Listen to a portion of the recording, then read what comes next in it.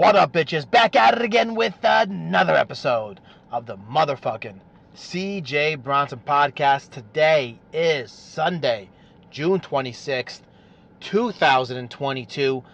I hope you're having a great weekend. I do. It is hot. So if you hear some background noise, it is the air conditioner in my car going off. I have it aimed at the feet. I hope it doesn't give too much feedback or annoyance or whatever. But I'm doing the best I can, as you guys know. I record out of my car, out of my Kia, and it is what it is. That's honestly what I'm just trying to make this shit work. To be quite honest with you, I'm trying. I'm doing the best I can, and with the money that I have, which is not a lot. Spoiler alert, not a lot. But it's Sunday, it's 91 degrees in Jersey, and it's hot. Hot as balls. Literally hot as balls. Get it? Because I'm sweaty. So, it is what it is. But today's episode, I want to talk about this horrific story. Just god awful, these people. And when I say these people, you'll understand once I read the story. And there's a lot of good in this world. I do believe that. I believe there's a lot of good people in this world who go out and they want to do good things. They want to have kids. They want to raise a family with the white picket fence and the pool and the barbecue and go play sports and toss the ball around. And then there's some people who go out of their way to just cause destruction and mayhem. Just do whatever crazy, sick ideas that go through their heads. I don't want to know. I don't want to pretend to know. I don't even want to put myself in that scenario. You know what I mean? I don't even want to think like that. But those people exist. We can't just be like, turn a blind eye to it. They're out here.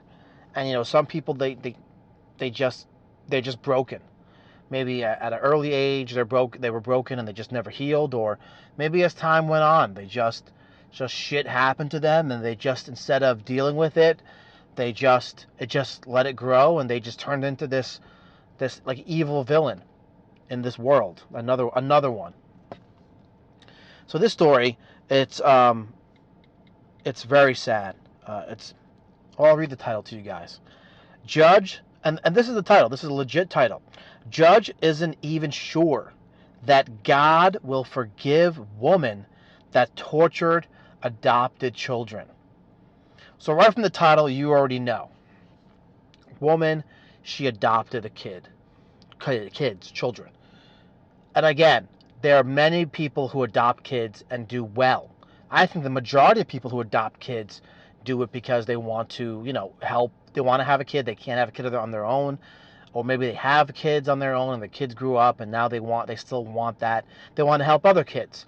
And they take kids in, and they try to live like this cheaper by the dozen scenario, which is a movie, shout out, great movie, where they just have a bunch of kids and they just raise these kids in an environment other than the foster care system, which I love, not the foster care system. I love that the idea of raising, kids. I love that idea.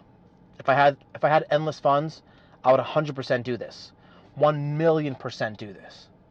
Seriously. Unfortunately, I don't have that ability. Financially, spatially, I don't know. I don't have the space or the money.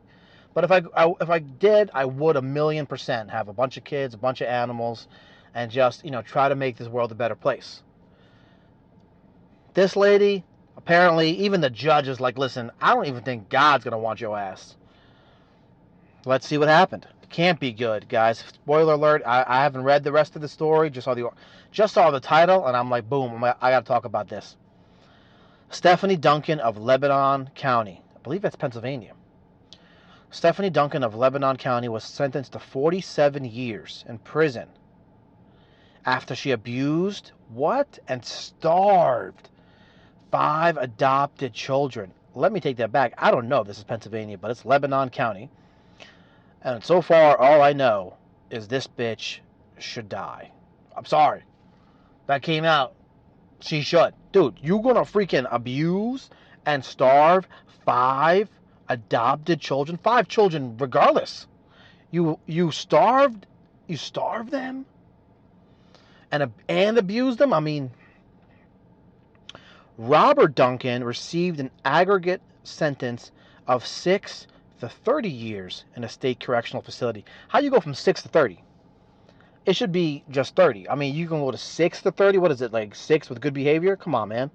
He was there, same name. Let's see what. Let me not say that, because just because you have the same last name don't mean you an accomplice. These children were tortured, and in some ways they were tortured worse than any prisoner of war, Judge Charles stated. An 11-year-old boy was rushed to Hershey Medical Center. I think it is Pennsylvania. Hershey is in Pennsylvania. From the Duncan's home back in January, where he was found to be unresponsive. Fuck. Medical staff then determined that the Duncan story of what happened did not add up and opened a child abuse case. They also determined that the child suffered from extreme hypothermia caused by prolonged exposure to extreme cold. What are y'all doing?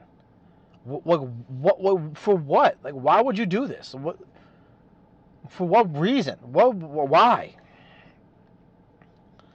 An examination of the body revealed bruises on his neck, his shoulders, his back, abdomen, hip, and genitals. You really fucking tortured this kid for what? What could an 11-year-old done to do this? Like, if he was a bad kid, like maybe he shot somebody or he had like a record of being a bad kid, even then I don't see you going as far. I see you spanking him on the ass with like a belt or something, a hand. Even that's frowned upon these days. But to turn around and tell me that you're going to go ahead and genitals, y'all? The medical staff determined the location of the child's bruises were not consistent with accidental injury. Lebanon District Attorney Pierre Hess Graf said there is no doubt that Stephanie Duncan is a diabolical, evil, malicious woman. That's a quote. She doesn't call 911. She doesn't rush him to the hospital right away. She drags that poor little boy up a flight of stairs, throws him in a shower, and he's vomiting. And as he's vomiting, she tries to make him eat food and drink water so nobody would find out how bad it is. Graf said that one of the punishments she used was to make the children run up and down the stairs for hours at a time in blazing hot weather. They could be sitting outside in blazing hot weather, not being allowed to move. Cameras in the bedrooms, y'all, monitor the children 24/7. This is gruesome, man. I don't even know if I should post this video. This is crazy. This whole episode I may just delete. The 11-year-old was left alone in a room every night with just a diaper. 11. Running up and down the stairs. Hot weather. Hours at a time. And if you see this woman, she looks like she needs to be running up and down the stairs hours at a time. She looks like she needs to be starving herself. She needs to be kicked in the fucking genitals. Oh, man. I have always been taught my entire life to believe that there is no sin that is unforgivable. But I'll tell you what, this comes pretty damn close, said Judge Charles when sentencing Stephanie Duncan on Wednesday. And I will post a photo of her. Stephanie Duncan apologized to Judge Bradford Charles in the Lebanon County Court for the horrific abuse that she and her husband, Robert Duncan, forced not just the one kid, 5 adopted children to endure. But Judge Charles showed little mercy and implied that although he was raised to believe that God can forgive anyone, he's not sure that God will ever show them her mercy. She goes, this is her quote, "I wish I could go back a long time ago and not try to adopt children or put them in our home." She pled guilty to abuse that included physical punishment and deprivation of food, water, heat, and bathroom privileges. She received an aggregate sentence of 17 to 47 years. Dude, that's too low. She should get life. Am I wrong? Yo, comment below, like, comment, subscribe, share the show, share it wherever you're watching this or listening to this, please. But let me know. Comment below. I think she should get life. Even if it was just one kid. Life. You can't tell me 17 to 47 years. So you're saying 17 on good behavior she can come out? Nah, son. Nah, son. Because that 17 could turn to 7 or 8 real quick. Hell no. Give this bitch life. She does not deserve to be around regular people. She does not deserve to be around normal people after the shit that she's put these kids through. Not one kid, 5. She should get 17 years minimum for each kid. There you go. The Duncans also exaggerated mental health conditions in order to receive increased financial subsidies for each of the 5 adopted children. So on top of getting the money, some states provide funding for adoptive kids. I'm not sure if all do, but apparently this state does. On top of that, she goes ahead and lies and said, "Oh, it is. I need more money because they're crazy or whatever. They have mental issues or whatever." We're talking tens of thousands of dollars per year to allegedly care for these kids. So she's raking in the money, right? She's keeping them in the heat, keeping them in the cold, not feeding them, torturing them, and just reaping all the money, keeping it to herself. This is a evil, evil bitch. And I don't take any of that back. She does deserve to rot in a jail. I hope wherever she is right now, they torture her. I'm sorry. I hope the other prisoners, I really hope they don't go easy on her. Or him. Oh, man. That makes me so angry, guys. It's the most disgusting set of circumstances I can possibly envision. Especially since Duncan worked at Philhaven. So she certainly knew how to work her way around the mental health system and what to report and what to get for it, Graff said. All of the in-person interviews describe Stephanie Duncan as the main perpetrator. Robert Duncan also apologized for his role in torturing the adopted children back in October, but he was only sentenced to 6 to 30 years. I'm sorry. You're living in the same household, that's your husband. Your husband's aware of what's going on. I don't care. They should both get life sentences. What do you guys think? I mean, this is appalling. So obviously the other children escaped. Not escaped, but they were transferred to our actual foster care system. I don't even know if, oh man, those kids are going to be scarred for life, man. The poor 11-year-old is done. He passed away. Rest in peace. Oh my God, that's so sad, guys.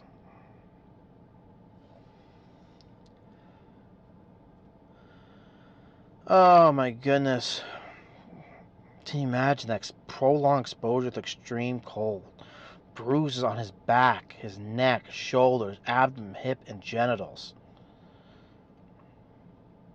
And the sad thing is there were 5 kids involved. It's not even about the money. Money you can always earn again. You can replace the money, but you can't replace the 5 lives. You can't replace the children, the child. The way they're growing up. The memory of the craziness that they're going through. You can't erase that. That's going to be years and years of therapy.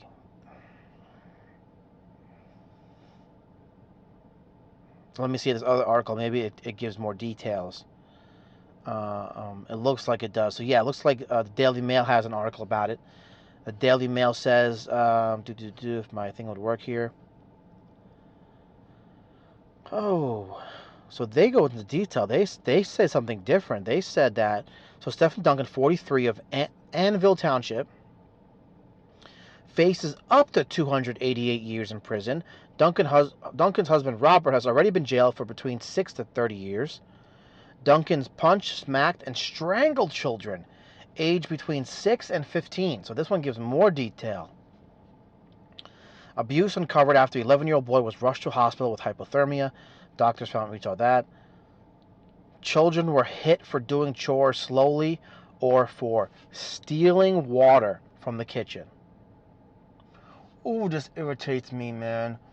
Ooh, I'm sorry. The punishment should be the exact same thing that these kids went through. These people should have to go through. for those whatever, how many hundreds of years. Oh man, and she pled guilty, like you know. But yeah, here it is. Annville Township, Pennsylvania, faces up to 288 years in prison after pleading guilty to the abuse. Wow. Duncan's husband Robert pleaded guilty to having failed to intervene and was sentenced last week to between 6 and 30 years. The siblings were subject to terrifying beatings for failing to complete chores on time and even stealing water from the sink. So it was a kitchen sink. It wasn't like bottled water. It was tap water. When they got thirsty, they got hit. And then keep in mind, guys, these people were getting paid from the government, constant checks to take care of these kids. So it wasn't like the water was expensive, even if it was bottled water, but it was tap water, and they still got beat for that. This is nothing but torture. This is definitely abuse.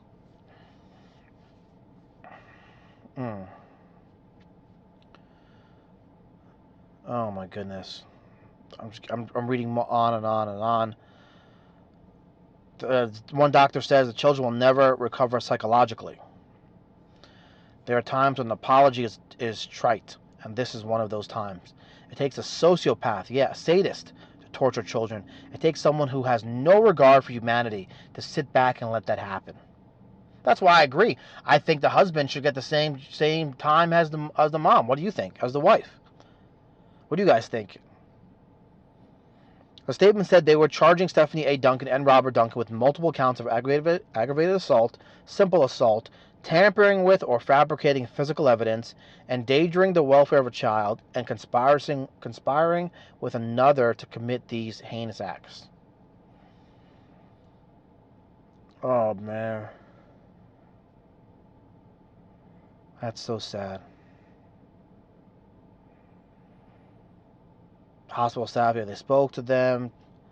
And this is what they said. Stephanie goes, the child went to bed the night before in a normal fashion with a headache. She had no explanation for his weakened state or issues within his blood. Because he had hypothermia, because he... Oh, man.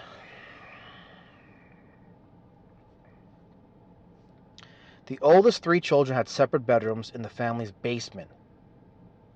The boy who had hypothermia, the one who got rushed to the hospital, the 11-year-old, contained a bare... His room was just a bare concrete floor. The room had a mattress with bedding. The mattress rested directly on top of a concrete floor. This is Pennsylvania. It gets pretty cold in the wintertime. Freezing cold. A space heater, here we go. A space heater ran in the middle of the room and directly faced the mattress. The child's bedroom contained nothing on the walls and very minimal personal items. Investigators noted the room smelled strongly of bleach. The defendants placed a video camera in the child's ceiling. They said the cameras were live streamed and used during daytime hours only. The statement also said that the authorities started an emergency petition to remove the children from the home, adding that both defendants inflicted punches and strangulation on all 4 male children. The defendants smacked their youngest child, a 6-year-old girl, in the mouth. Each child provided statements during his or her interview which depicted graphic punishments, restrictions, and the denial of basic necessary sustenance from both S. Duncan and R. Duncan. Each child provided statements which also illustrated the disturbing experience of watching S. Duncan and R. Duncan physically attack his or her sibling. Even minor misbehavior such as taking too long to consume the water or complete a chore resulted in horrific violent abuse. The reason I'm reading this is what purpose? Why are you doing this unless you have sadistic reasons, unless you're an evil person, unless you're I don't know, just messed up in the head, man. Hey, DA slammed the parents, saying the defendants had the duty to protect, care for, and unconditionally love their children. They did the complete fucking opposite.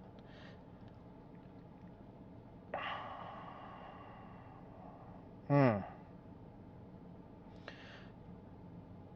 what scares me is I wonder how many other kids are going through this right now. Because this is not the only people who are doing this. There are really sick people out there. We always, on the show, I always talk about how there's a mental illness problem in this country, and with everything going on, it really makes you wonder how many of them are doing this to these kids, man. How many people are really doing this shit? It's so fucking sad, guys. I'm sorry I had to bring this up to you, but I don't even know what. Like, how will you say this your whole life? Are you evil your entire life, or does something just happen to you? I mean, I'm not trying to excuse it. I'm trying to figure out how to prevent this. If we know what caused it, maybe we can prevent it. But maybe they should really go through an in-depth interview with these two people to see why they did this. Hopefully they can figure that shit out. But I feel for these poor kids, and I actually feel for the people who are going to end up taking these kids in, because that's going to be a lot of therapy, number one, and a lot of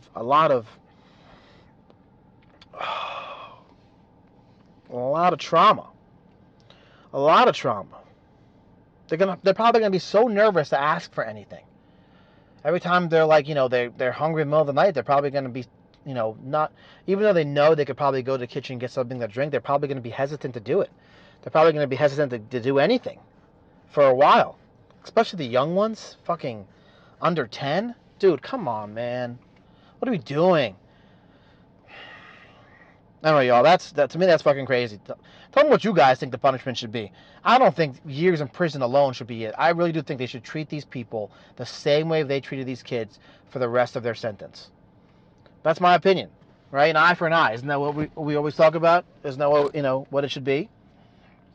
Anyway, guys, that's Sunday. Sorry to bring you some horrible news, but it has to be known. No one's talking about it, and I want to talk about it because these people are out there. And this is Lebanon, Pennsylvania. This is not too far from me. It could be your next door neighbor. We don't know. We have no clue what's going on behind closed doors, right? All right. I love you guys. Be safe.